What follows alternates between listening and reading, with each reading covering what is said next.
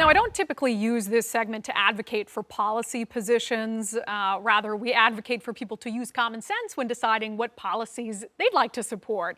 That being said, I want to propose today what I believe to be a common sense move for leaders in Olympia. They can take my advice here or not, but I'll just set it down.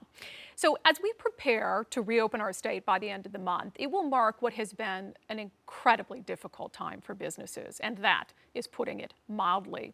Many, as we know, will not be reopening on June 30th, having succumbed to the financial pressures of the pandemic. But those that made it through will still have a long road ahead to recover. The impacts of the pandemic for those businesses do not end when the state reopens, far from it. Throughout the pandemic, many businesses were fined by the state for failing to comply with COVID-19 mandates. According to the latest numbers from the State Department of Labor and Industries, there were nearly 100,000 complaints made against businesses during the pandemic. Those resulted in 3,370 cease and desist letters, and so far around $7 million in fines have been levied. And look, this pandemic challenged all of us in ways we never imagined.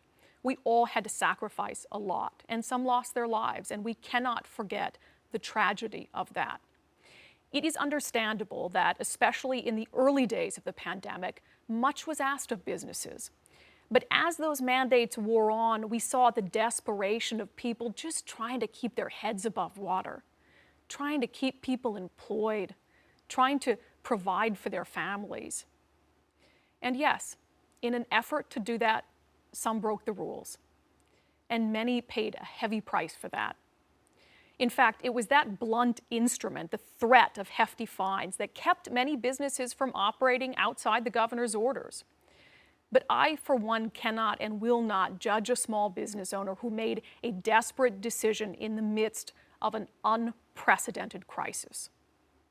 So, as we come out of this, elected leaders have a chance to help businesses get back on their feet, to forgive the fines that resulted from lack of compliance, to repay the fines that have already been paid, and to let businesses put all of this behind them. $7 million means almost nothing to the state, but it means everything to the business owners being asked to pay tens of thousands of dollars after a year where they already lost so much.